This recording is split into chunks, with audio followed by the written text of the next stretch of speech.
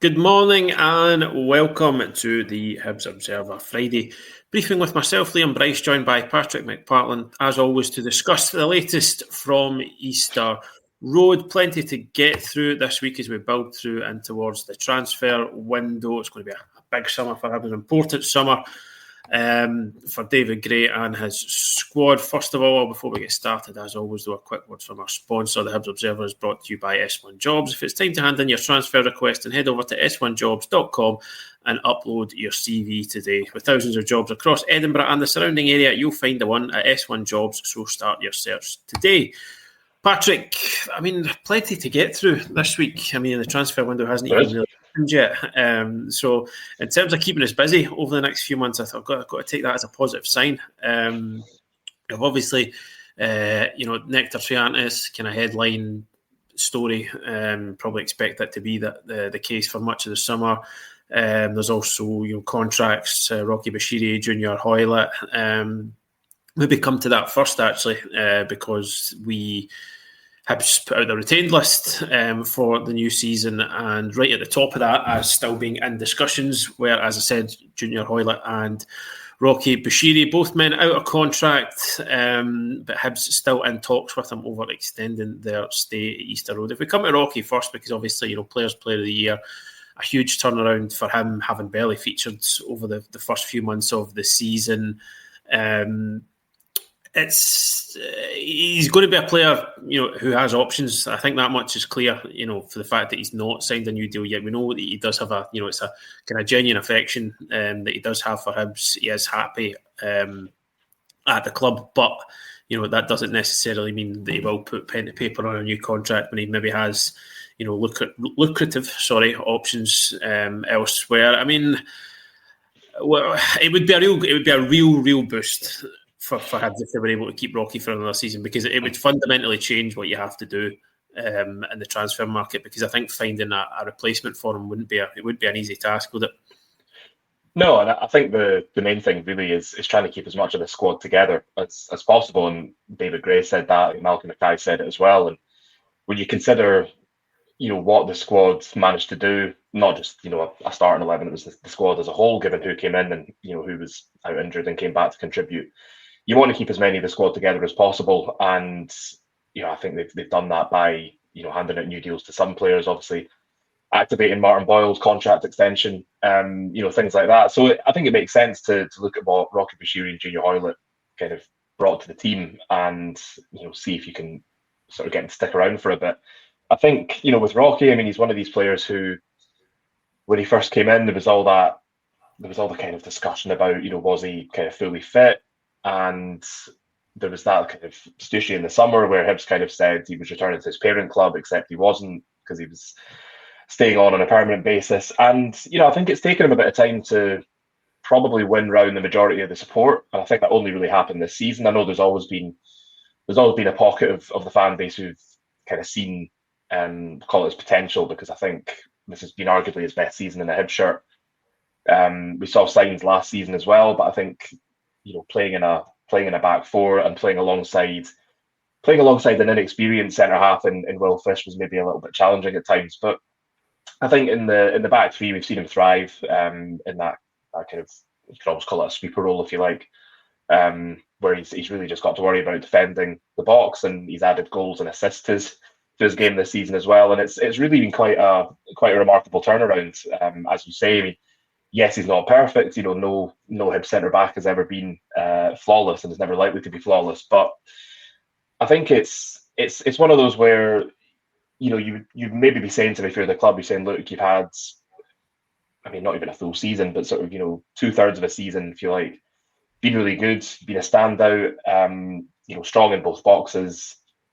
Playing in Europe next year. If you sign an extension, then you're kind of putting yourself in the shop window a little bit more. And you can essentially have your pick and moves, because I think it will be a case where, as you say, there is interest. We know there's interest. We saw interest in January. There's going to be more interest now, given what he's done and his profile in terms of playing for the international team, the Democratic Republic of Congo. That's it's going to put him on the radar of a lot of clubs. And I think it's obviously about trying to keep as much of the squad together, but it's also about making sure that, it's kind of like, succession planning as well, isn't it?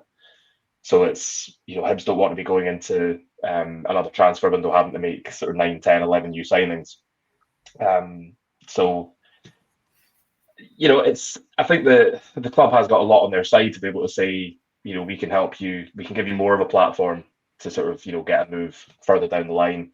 But I think, what you touched on before, he seems to be enjoying his time at Hibs. He seems to be, enjoying playing every week. He's got that connection with the fan base. He's got his song. So, I think there's a lot for him here. He's obviously, by playing for Hibs, he's got into the national team as well. So I think there's lots to consider. But, I think he strikes me as one of those players who, if he did move on, I think it would only be afterwards that people would maybe start to realise, oh, actually, he was, bringing a certain level of calm to the back line, or, he brought something that's going to be hard to replace. You don't know what you've got till it's gone, kind of thing. So I think that one is an interesting one, because there's been a lot of kind of hints. There's been a lot of sort of like teasing posts and things from, I think, certainly from his brother on social media. So I think, we'll see how that one plays out. But I think it'd be strange to call it a coup for Hibs, but I think it would be like, a big statement of intent if they did manage to convince him to extend his stay. With the understanding that if somebody does come in from at some point, which is not unthinkable, then they might not stand in his way. And then I think both parties are benefiting from that scenario. Yeah, absolutely. I think it is just, for me, it's how well suited he is to the system that the head coach wants to play. Like, I don't think it's a given that you could go out and find a player who has the sort of attributes that he sort of anchors that back three, if you like. He's got two very sort of complementary players either side of him. Well, three, if it could either be Warren O'Hora on the right or Lewis Miller. He's obviously struck up a good relationship with Jack Iredale, and I think that's what you say about, keeping as much of the squad together. I think maybe some of these guys' form, it's as much about the relationships with other players as it is about themselves at times, because there's, especially in that back three, there seems to be just such a complementary blend of quality. So even if you have to go and bring in a player that you think's of a similar profile to Rocky, it's kind of then becomes no guarantee that they're going to gel in the same way with Jack Iredale or Lewis Miller or Warren or whoever it might be. So I think, it's, you're saying, maybe a bit much to call it a coup, because I mean, that's, usually reserved for new signings, isn't it? But I think in terms of the form that he's shown, in terms of his potential, it would be difficult to go and buy a sort of ready-made replacement who is so suited to David Gray's system. So I think it could, if it gets over the line, the fact it's still up in the air, if you like, suggests that anything could happen. If Hibs could get that over the line, it probably would be one of the most important pieces of business they could do this summer. But just to move it on a wee bit to Junior Hoilett, another one who's in talks over a potential extension. I mean, that to me, that seems like one that would make sense for everybody. Hoilett wants to keep playing. He's got no intention of sort of slowing down at this point, because he wants to try and get into Canada's World Cup squad, which is obviously will be played on for him, will be played on home soil next year. Hibs can offer him, I think for his age, a pretty decent amount of first team football, potentially the chance to play in Europe, which, as he spoke after the St Mirren game at the end of last season, which is something he's never done. But the fact that maybe that it's still going on a wee bit suggests, he must have, and there must be other things for him to consider as well. I don't know if he, as he get offers closer to home, as he, can he want to go somewhere where he might end up playing every week? But I mean, to me, for a guy who expressed sort of happiness at where he was, of how much he's enjoyed it at Hibs this year, what he brings to not just the team, but I think, so many people, David Gray or whether it's his teammates, have spoken about the kind of value of having him off the pitch and around the dressing room as well, to be able to retain that, especially when you're losing somebody in Dwight Gale who would have similar influence. To me, that one, it seems to make sense for everybody. I think it's just a case of waiting to see if it gets over the line. Yeah, and I think on the outside, if you like, of like football transfer talks and things like that, there's so much to take into consideration. There's the personal terms, there's how much football they're going to be playing, it's also the fact that, this season coming, Hibs have got to think about, they've got, European games, but then they want to be competitive in league games. They want to be competitive in both cup competitions. So, they're going to need a squad, like, not so much to rotate, if you like, but just have, to be able to give players a bit of a break, so you're not kind of expecting them to be playing kind of, Thursday, Sunday, whatever. Because, you look at that area of the pitch, and with Jamie McGrath coming in, and you've got Josh Campbell who can play there, there are sort of 2 or 3 players who are capable of filling that role. But I just think, you mentioned it about, Hoilett's kind of character it's the same with Bushiri, actually. It's about, I think Hibs have prioritised sort of good characters in the dressing room. And obviously you can't just say, well, he's a good character, even if he's not very good at football. You need to get both. And I think they've been very successful in managing to pick up players who have that footballing ability, but also, have that kind of priceless good character. Jack Iredale's a good example. Even Joe Bursick, I know he wasn't playing, but the sort of the message from people at the club was that he was a very good person to have around the dressing room.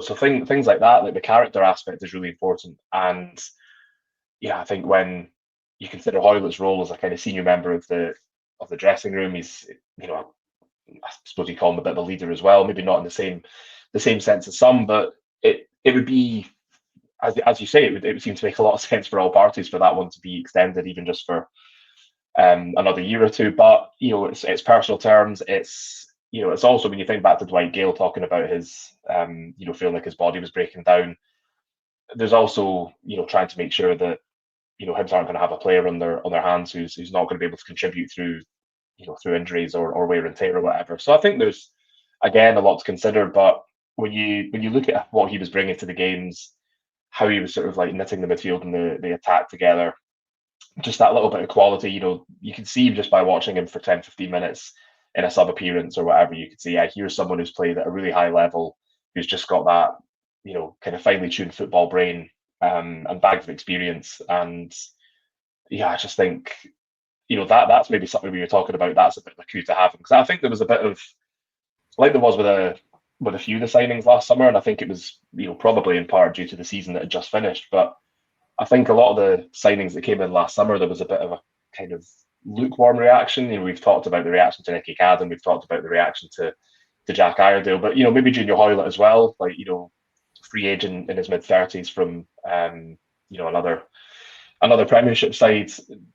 I think a lot of people were just a bit, it's not very glamorous or anything, but he's turned into a really sort of reliable member of the squad. Like, you just, if he's coming on as a sub or if he's starting, he's going to do something. He's going to make something happen, whether that's that little shot from cutting in from the left into the far corner, whether it's putting on a plate for other people.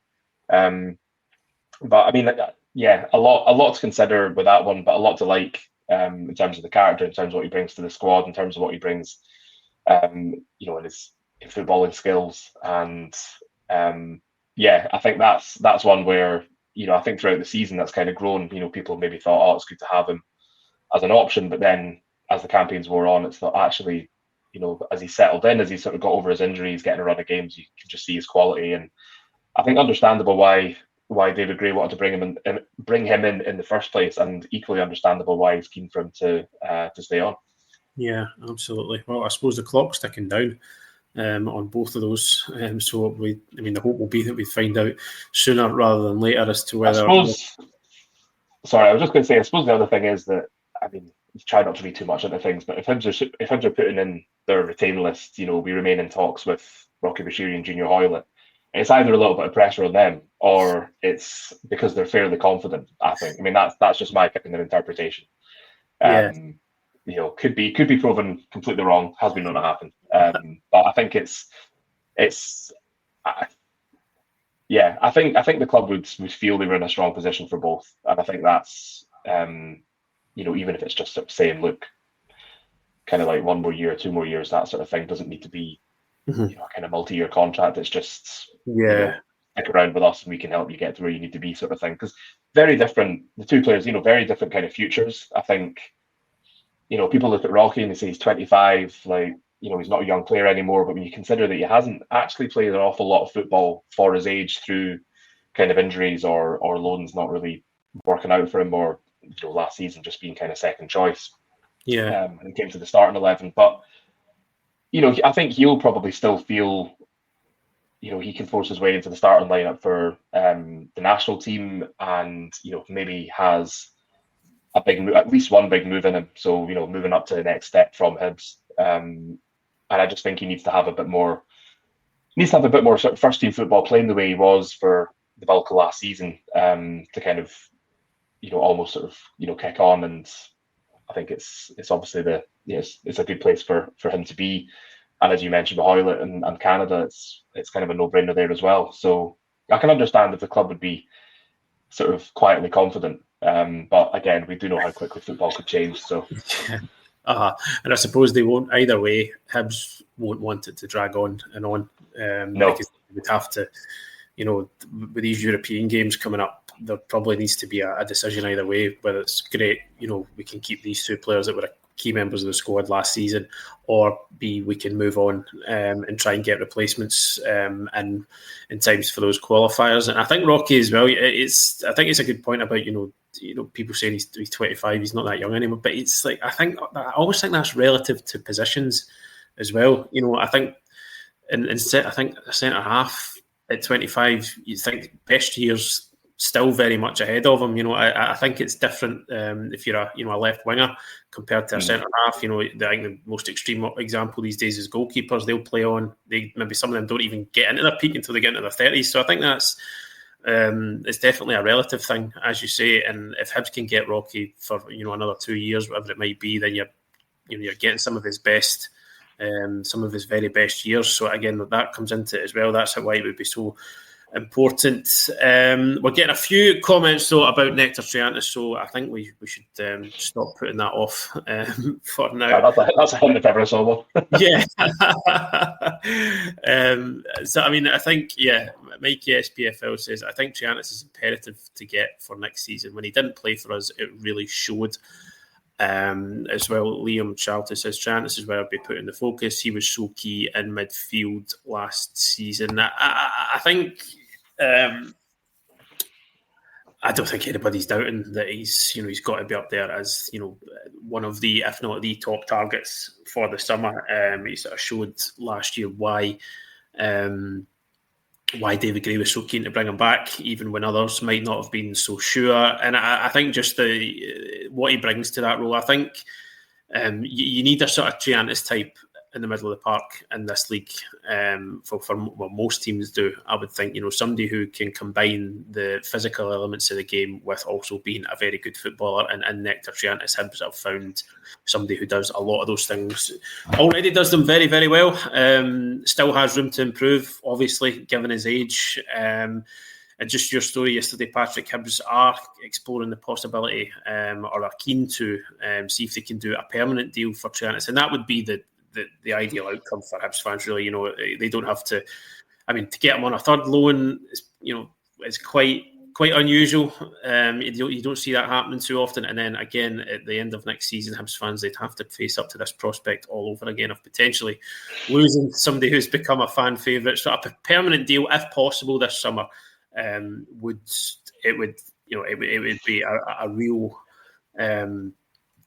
I was trying to think of another word for coup there because coup is the right word.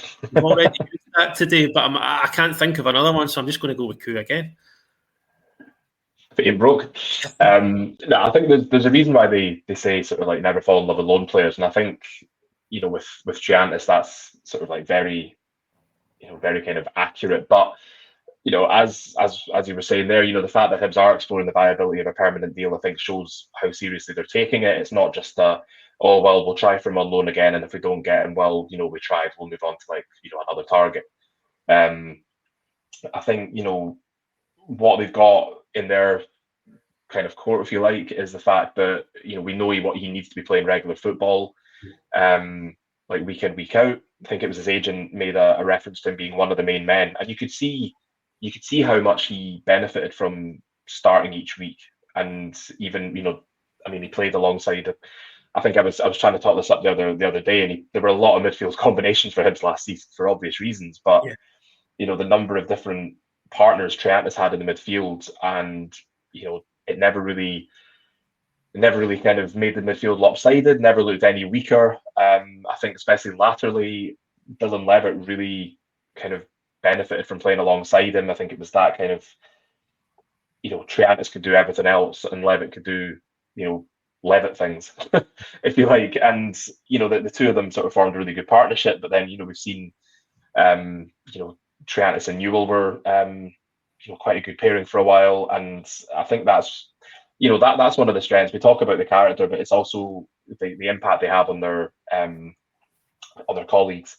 And it's quite remarkable when you think when he first came in under Nick Montgomery, and I think it's fair to say that he probably did come with a fair bit of expectations, maybe the wrong word, but he'd been pitched into action pretty young in the A-League. He'd got a big move, to Europe with Sunderland, which so many young players in the A-League are keen to do. It's get that move from Australia to Europe, just to kind of put themselves in the public eye a bit more, and to increase your chances of playing in international games, that sort of thing.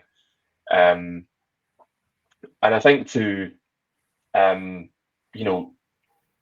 make that decision, saying you're not a centre back, because he looked lost at centre back. Let's be fair. He just looked. I think trying to combine introducing him to a new league with asking him to play at the back in a Hibs team that was struggling defensively was a big ask. And I think that moving him into that midfield role, I mean, there'll be plenty of fans out there who said, I was said he'd be better in midfield, and I'm sure there were like some who would have spotted that. And yeah, I'm sort of thinking back to when Lee Johnson tried to play Ryan Porteous in defensive midfield for a while. Like there obviously is a pathway for some centre backs to move into defensive midfield roles and for it to work really well. But I think you saw him last season. Even when he came back, like his first game back, which was Kilmarnock away, you thought, oh yeah, this is Hibs have sort of found the niche for him, and he nearly scored that sort of incredible solo goal, which would have been just I think pretty incredible on his sort of like first or his second debut, if you like. But I think we talk about the impact he had on his teammates. We talk about, I mean, somebody else who was adding goals and assists as well. Like everyone was kind of chipping in, but Triantis with some of those sort of like late runs into the box, and I just think the fact that it was almost like having two players for one in midfield, just because I mean, he's, as you said, he's physical. He's he's very he's tall. He's 6'3", something like that. The number of times we sort of thought an opposition attacker would get away from him, and then Triantis would snake a kind of telescopic leg around the corner and nick the ball back. And then start an attack for him. So it's you could see how valuable he was, not just in terms of kind of screening the defence, but just sort of like moving the ball forward, working it into positions for an attack and things like that. We could sit here and sort of list his involvement in goals and how sort of impressive that was. But I think as people are saying, it's the big one because of what he brought to the team. And Hibs did look like a different prospect when he played. Comment there saying he's certainly not a Premier League level player yet, so at least it won't be likely for me. I would agree with that. I don't think he can go and start for Sunderland every week in the Premier League. We've seen that a lot with recently promoted teams that they do have a tendency to struggle, even if they've kind of taken the Championship by storm. I know Sunderland didn't finish at top 2, top 3, but I think it's one of those things where you have to sign certain players for the Premier League fight. It is a different kind of kettle of fish. We see it in Scotland as well. I think teams coming up from the Championship and having to adapt or maybe taking a while to sort of get in the groove of a different league or a different division. And I think that the big thing for Triantis is if he's wanting to be playing every week, if he's wanting to be one of the main men, for his international hopes, and that's like a kind of different story altogether, because we know there was that keenness to play for Australia. He got called into the training camp that I think Martin Boyle, Lewis Miller, Jack Iredale were all called into as well. But then he withdrew, and there was talk about Greece wanting to call him up.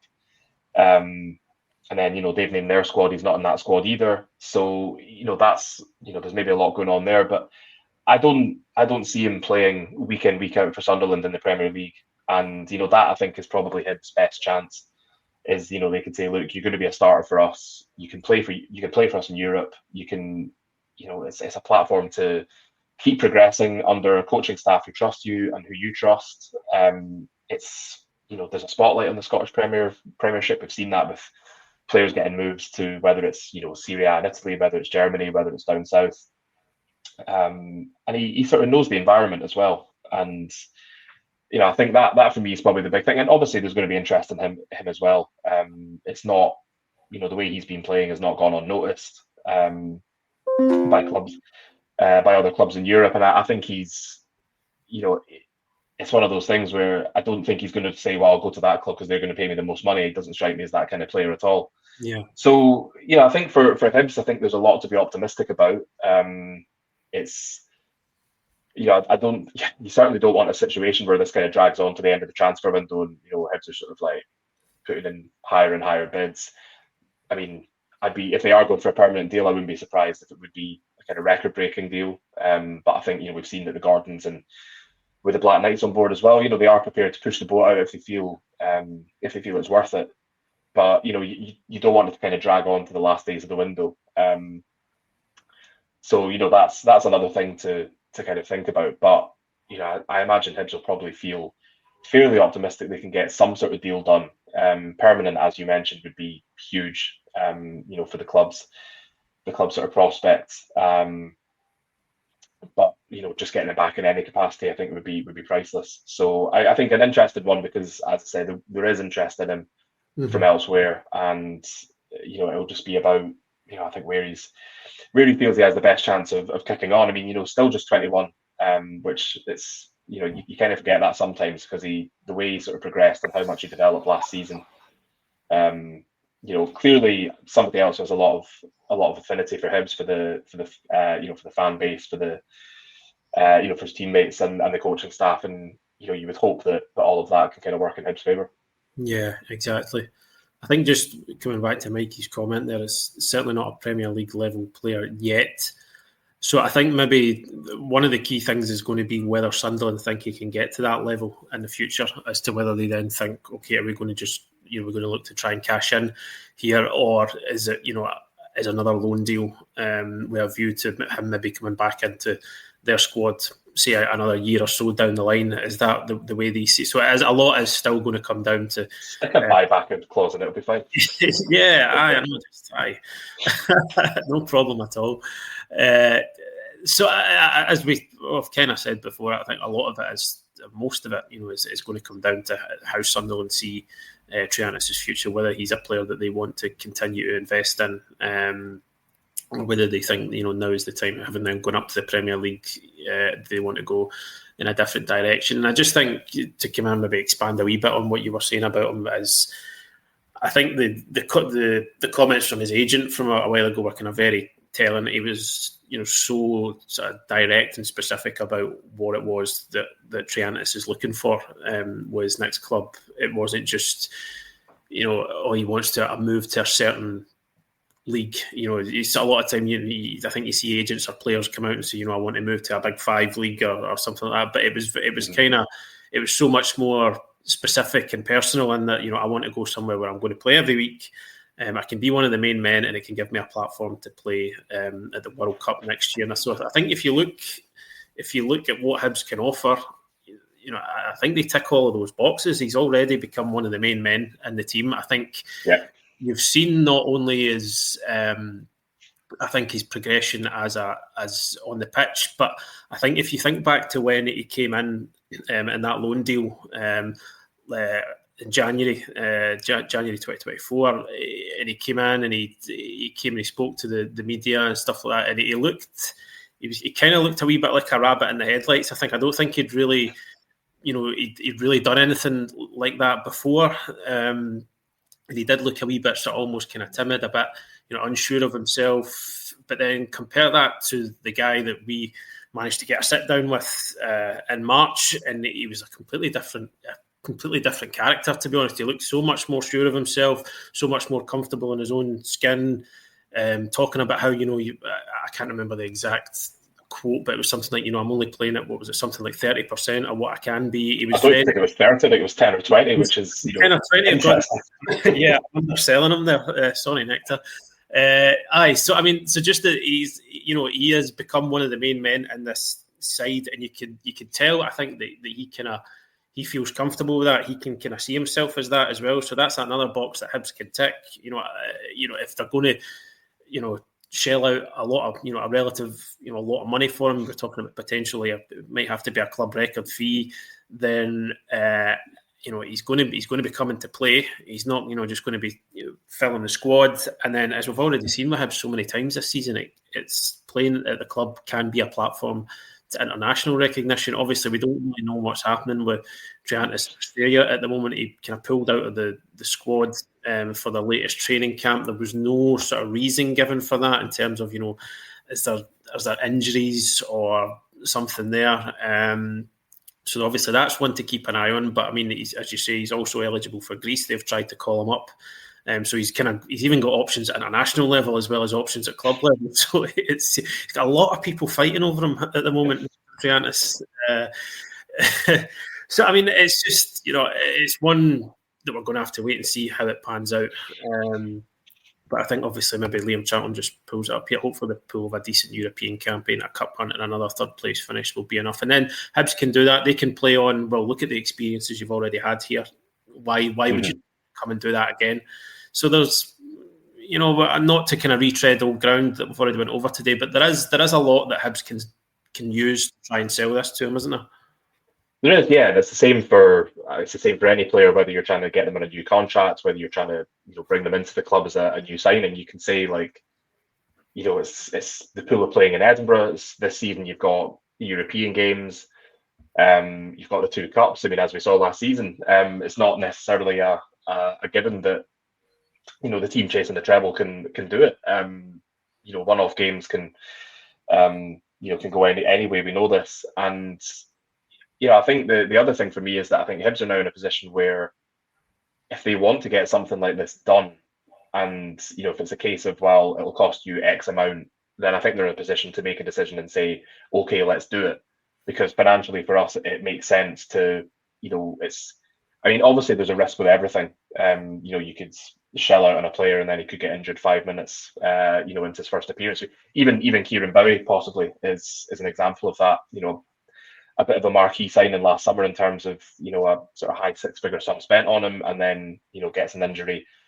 Ironically, not even playing for Hibs, on international duty, and then it sort of keeps him out for effectively half the season by the time he came back. And so there is a risk involved, but I think Hibs will have probably learned a lesson from the last summer transfer window, in terms of not quite putting all their eggs in one basket with Luke McCowan, but I think they kind of know what it will take, in a financial sense. But as you're saying, and as Liam Charlton saying here in his comment, it is it's the whole package of what Hibs can offer, and it's not just come and play in the Scottish Premiership and play for a big team. There will be European nights. There will be, I suppose, an expectation that Hibs can kind of buck the trend by finishing third and then not having a really forgettable follow-up season. That's got to be part of it, and that's maybe another element about keeping as much of the squad together as you can, is that they know the expectations, they know that it's not straightforward, they know that I think David Gray said this quite a lot last season. They said that you're only ever kind of one result away from it going one way or another. And Triantis again would be coming into that. He knows the league, he knows the expectations, and if he kind of knows what he can do, he knows what he's capable of, then there's no reason why he can't sort of kick on again, next season, and take things to an even higher level, sort of 30 or 40% of what he can do. But no, I think it is sort of abundantly clear that a lot of what was good about Hibs this past season centered around having a really solid midfield too, and Triantis was such a big part of that. So it's one of those where you can fully understand the club trying to explore a permanent deal. On their side, they've got so much to offer, and particularly, what he wants to do, they can offer that, and you would hope that can, as I was saying, that can sort of count count quite heavily in terms of trying to convince him to come back in some form or another. Yeah, absolutely. Yeah, I think we're probably out of time for today. But I mean, I don't think there's not much else to cover. I think in terms of especially this yet. Well, not at the moment. I mean, we could sit here all summer just on this and just wait for it to transpire. No offense, but I'd rather not. So yeah, we're going to leave it there today. Thanks for all your comments, folks. Sorry if we didn't have time to get through every single one of them, but we'll be back most likely at the start of next week. Hopefully there's more news to discuss then, but for now, keep an eye on the website hibsobserver.co.uk for any updates on that, any updates on European propositions, prospects, everything on there. Do keep an eye on the website. It's £1 for 6 months to subscribe to that. It gets you access to all our content. And if you're watching on YouTube and haven't subscribed yet, do consider hitting that subscribe button, because it means you'll get a notification every time we do one of these videos, and also obviously helps us continue to grow the channel as well. So thank you again for joining us, folks, and we'll speak to you again very soon. Cheers. Cheers.